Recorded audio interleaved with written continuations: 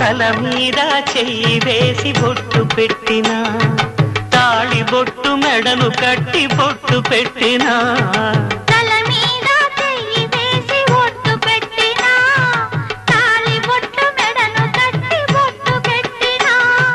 సన్ని కళ్ళు తొక్కినా సప్తపదులు మెట్టినా సన్ని కళ్ళు తొక్కినా సప్తపదులు మెట్టినా మనసు మనసు కలపడమే